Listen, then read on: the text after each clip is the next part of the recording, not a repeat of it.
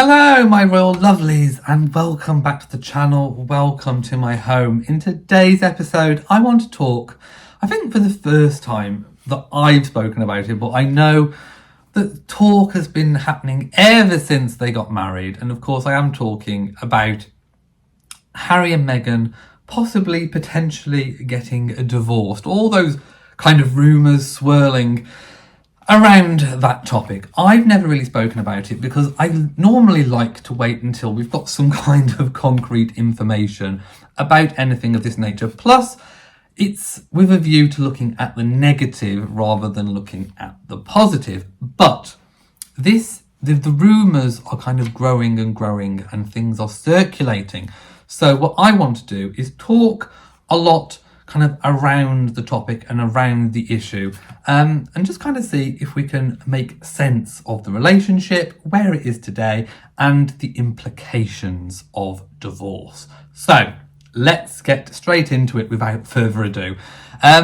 When Harry and Meghan got married, it was a whirlwind romance. They hadn't known each other that long, and when we compare how fast Harry and Meghan moved to William and Catherine, and of course we had the famous Waity Katie, as she was nicknamed by the press. Now, on the one hand, I don't think it was quite right to leave Catherine waiting that long, but on the other hand, I think Harry and Meghan's relationship was very, very quick. So, you know, the ideal would be kind of somewhere in the middle. So we've got two brothers operating very much on two different ends of the spectrum when it comes to kind of choosing your royal bride and the timescales that takes. I understand that William wanted to kind of make sure that it was the right thing for Catherine, that Catherine was the right woman, that she understood the complexities of joining the royal family and what that meant, because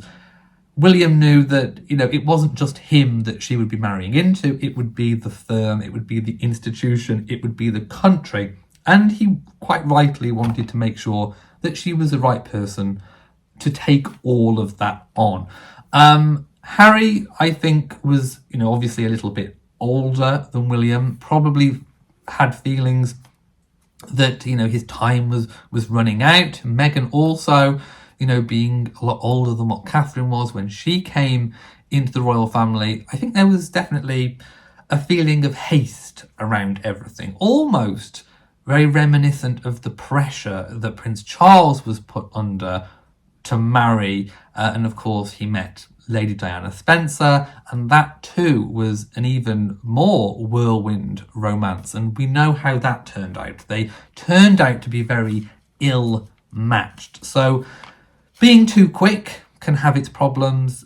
Waiting too long can also have its problems in the fact that you might lose the person that you're keeping waiting. As it turns out, William and Catherine, you know, did get back together after that breakup, after she put some pressure on him to finally make a decision as to what he wanted. And of course, the rest is history. Harry, I think, you know, again, it was towards the quick end of acting, and Harry can be, you know, he has been known to be quite sort of hot-headed and reactionary when it comes to things of this nature. So that brings us on to, I suppose, the foundations of marriage. I think if marriage is built on solid foundations, then it's got more chance of lasting, even when times get difficult. In most relationships, there will be hardships, there will be bumps along the way. Most people like to work at relationships, although there is, you know, a growing trend over the past probably 20, 30 years where as soon as it gets too hot in the kitchen, people jump ship, but basically. And I don't think there's as much working at relationships as what they used to be. You know, people are quite flippant, I think, with the idea of marriage these days. But we don't know quite how Harry and Meghan view that sort of commitment to marriage. We know that Meghan has already divorced, so she's already taken that step to kind of jump ship when things don't look or don't feel right. And we're not here to judge on that. That is, you know, that's a couple's decision to make together, whether they are better off together or apart. I think that their relationship, their foundations, is not as stable, for example, as William and Catherine's in terms of the length of time that they have been together. And I think what's happened to them of their own volition has definitely kind of made things a little bit less turbulent. There's a lot more ends that are up in the air when it comes to making money. In the earlier days when they left the royal family, it was, where are we going to live? And they didn't even have anywhere to live. Of course they do now. There's lots of turmoil going on, things up in the air with legal cases that are ongoing currently at the point of making this video.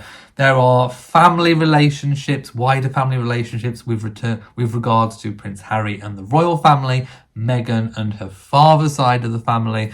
So, and then there's work and money-making activities dropped by Spotify, potentially Netflix looking for a way to get out. These are all factors which can add to the strain, can put strains on a marriage. And I think Harry and Meghan have definitely got a lot of strains coming their way in the near future, if not existing strains as well. So that makes what I was speaking about earlier, the foundations that your relationship is built on, of vital importance with regards to the future. We also have to throw into the mix here sort of mental health. Harry, I still feel, is going through the turmoil of losing his mother, and how he views his perception of how he was treated by the royal family and the media. I also think that Meghan is very much bothered and very much does care about how she is perceived by the outside world and how they are both reported by the media. I think both of them are very much engaged in looking at what the media says about them. I can just see them sat at home Googling themselves and scrolling through and reading articles and probably getting quite worked up. These are all things that can put stresses and strains on a relationship. Plus, throw into the mix 2 young children, and you've got a mixing pot of things that potentially can add to those stresses. I feel that long term, if they'd have stayed in the royal family, they would have had, although more media, a higher media level, I think they would have had less pressures in terms of having to justify themselves with making money and all the rest of it. I think it would have been easier to have just basically turned up at engagements, gone on foreign tours, and just kind of lived that life and had some kind of positive relationship with the press, as opposed to the, and that's another pressure, this kind of negativity towards the press. So they certainly have a lot of strains and stresses coming their way. I've got written down aspirations, goals, and ambitions. I think that also potentially could lead to problems in the marriage. Career-wise, so far, pretty much all we've seen is kind of drawing on royal connections. Let's not forget where they both came to this relationship with. Meghan worked her way up, actress, had her own money, had her own website, her own blog, had a certain level of success. Harry had, drew from his royal family connections, was a full-time working royal, had that global presence. Together, joined up, married, they then had immense public attention, global exposure with the wedding. And I think Harry only has his royal connections to draw from when it comes to making money. And that's what he has been doing. Drawing on organisations that he set up whilst being a working royal. We haven't seen anything new from him, anything innovative from him. Everything that he's done has drew from his past, or past endeavours that he set up as a working royal. When it comes to Meghan, we haven't seen her going back into acting. A lot of the stuff they've done together, apart from the Archetypes podcast, which we know how that went. It went complete down the pan. And we haven't seen anything else since she's joined that new agency. So careers, I think, are going to be a big pressure. Are they going to be working more together? Are they going to be pulling and drawing on their collective, well, what they consider to be their collective appeal? Or will they be working individually? That could also put pressures and kind of almost, pull them in several different directions. We don't know. Like I say, ambition is another thing. Meghan's always been a very ambitious and driven figure. That's not a bad thing. I'm not saying that's a bad thing. But it has in her past, in her history, made her quite jumpy and flighty. Once she's done with something, once she's got what she wants from something, she moves on. Could that potentially be a trait when it comes to ambition and career that she could do with Harry? Once she's got what she wants, once she's gone as far as what she can, is she then going to jump? That is something that I think most people, would be asking the question. I would also say, let's talk about now, rather than the kind of what if. Let's just go to a supposed scenario where they are going through troubles. They are potentially talking about getting a divorce. They make an announcement. What would happen in that scenario? I think with regards to Harry, he could come back to the UK, tail between legs, and, it would take a long time for the public to forgive and forget. In fact, I don't think the British public ever would forget the kind of abandoning of his position and duty. I think that his reputation would be forever tarnished.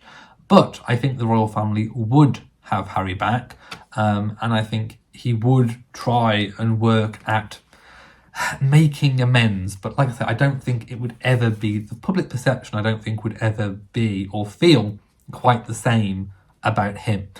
But then we have to ask the question, would he want to come back if Meghan, as expected, would probably reside in the US and would probably have custody of the children? Would he want to be an absent father? That is a question only Prince Harry and Meghan could decide about. What happens with custody. Would it be sort of half here, half there? But then what happens when the children get to school age? Where would they go to school? There would be a lot to discuss there. Then there would be the discussion of assets. How would that be split? Would they keep and retain what they brought to the table, kind of what they had prior to getting married? Would they then split equally what they'd made whilst, if anything, whilst they were together? How would the assets be divided? That's something that could take a long time to work out, especially with lots of legal action that could go on. Again, legal action with the kids. If Harry decided that he did want out, could he even potentially have a level of deceit and literally take the children, hop on a plane and come over to the UK without Meghan? And then those children, well, then it would be up to kind of legal processes, I think, to ascertain what was right with regards to custody and where the children would reside. There is also even this kind of royal particular where it mentions grandchildren of monarchs. And of course, Archie and Lilibet are now the grandchildren of a monarch, where the grandchildren of a monarch, almost the monarch has this kind of weird custody of the children. It's a real weird royal peculiar. It's never been exercised in living memory. Anyway, it was only set up a long time ago so that, a monarch could have, I suppose, control or a say on where the heirs to the throne or those in the line of succession went to school or how they were brought up. It's never been used in modern times, and it's very doubtful that it would ever be used in today's time. But it also adds an extra element in terms of if the children were brought to the UK, could that law be brought in? I really don't know. It's all very up in the air. It would be very messy. I think a divorce between Harry and Meghan would be extremely messy. Also, it opens up, would Harry even sort of want to? Because it could open up a massive can of worms. Meghan could go and write books or whatever. She could do interviews saying her side of the story, and then Harry would be very much back in the royal fold potentially, which would mean that he wouldn't necessarily have his say or his comeback against anything. He would have to kind of maintain a dignified silence, if you like. So there's lots of things, lots of variables that could come up with a royal divorce between Harry and Meghan. Titles as well, I think that's something people will be asking. What would Meghan be if she divorced, or Harry divorced, they divorced from each other? Well, she would be styled in pretty much the same way that Sarah Ferguson and Diana were after they got divorced. They would lose the HRH, which of course Meghan does still have, as does Harry. They just don't use it in formal settings. And she would be known as, well, more than likely, Meghan, Duchess of Sussex. But if Harry remarried, she would still be known as Meghan, Duchess of Sussex. She just would not be the Duchess of Sussex. Harry's new wife would be the Duchess of Sussex. And yes, we could have a situation where there is the Duchess of Sussex and Meghan, Duchess of Sussex, existing at the same time. That's a very real thing. But if Meghan remarried at some point after divorcing Harry, she would then lose the of Sussex, or that right to use of Sussex, and she would be Mrs. Meghan, whoever she married, surname. So there is that as well. But she certainly wouldn't maintain the HRH. With regards to the children of divorced royal parents, well, that they would not be affected. Prince Archie and Princess Lilibet would still be Prince and Princess, and they would still technically have the HRH as well, and they would still be in the line of succession. So really the only title change would be for Meghan. It's also likely that if they got divorced, Prince Harry would resume the more familiar use of his HRH as well. And Harry, would never be in line for any other royal title during his lifetime, unless of course he was given maybe another secondary earldom, like for example Prince Edward was. Prince Edward was technically a double earl before becoming the Duke of Edinburgh, although he still retains that double earldom as well. So lots to consider with between a divorce for Harry and Meghan. Also, I haven't seen any signs particularly of divorce coming at the moment. I don't think there's been any scenarios where they haven't been seen wearing their rings. I don't think anything's happened there. I don't think there's been any kind of leaky information, any inside information about any major royal spats. Although, sometimes Harry doesn't look particularly engaged or happy when he's out with Meghan. Who knows? So anyway, I'm going to leave it there. There's lots to talk about, lots to discuss. If you have any questions about anything that I've said, if I've not explained it particularly well, or you want clarification, please leave me a comment and I will do my best to pick it up either in the comment section or I'll save it for an upcoming future video. Thank you for watching this video. If you have enjoyed it, please give it a big old thumbs up. Don't forget to share on social media, and of course do hit that bell so that you know whenever I upload a new video. So from me, mwah, to you all, and goodbye.